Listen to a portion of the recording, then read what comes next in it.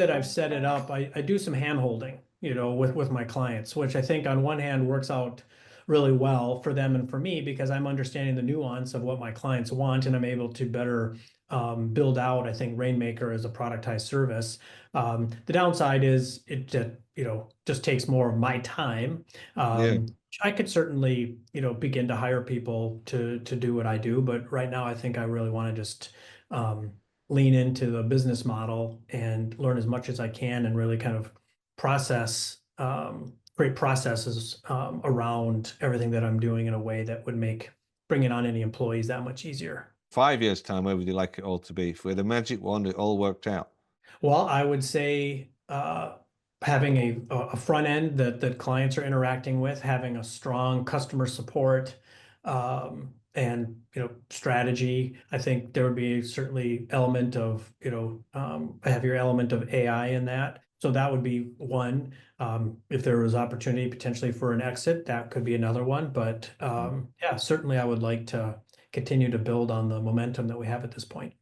Great. And if you had just the way you said it, what would that do for you? There's some other things that we are, leaning into that are more built around supporting entrepreneurs and supporting the, like more startup entrepreneurs, early stage entrepreneurs. We have a lot of passion, Josh, Zach, and I have a lot of passion around that. The Mm. world needs more entrepreneurs. Part of Monkey Island Ventures. Um, Vision is to allow us to help as many entrepreneurs be successful as we can. And I would love to be able to scale out some of the things that are really entrepreneur focused, where revenue wouldn't be, a key driver necessarily. It would be really helping out these other entrepreneurs and helping them thrive. Great. Great. And what would be the best part about that?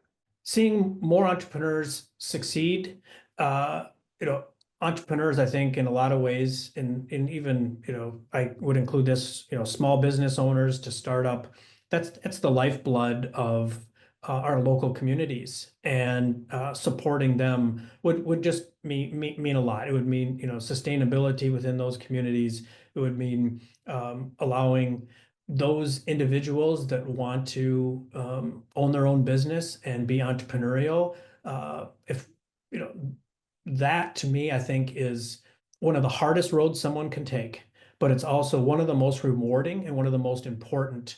And That's just one of the things that we're just super passionate about. Great. Well, what do you think could be, I don't know, slowing you down, getting in your way, even stopping you from accomplishing this all as fast as you'd like to? A lot of it boils down to the choices that we as founders and owners, decision makers make. And granted, most of the decisions you make that don't work out are not going to be catastrophic. But at the same time, if you're making decisions that are slowing the business down, those unintentional consequences mean you're just not moving at the speed you need to be moving. So I think to boil your question down, it would just be, trying to make the right decisions and pivot as fast as we can to mitigate, any mistakes that we're making that might be causing kind of a slowdown with the growth of our companies. Yeah. Okay. I'm talking for you personally. You personally, what do you think could be getting in your way, or what gets in your way? What slows you down? What, it inhibits you from making the kind of moves and impact you really want to make?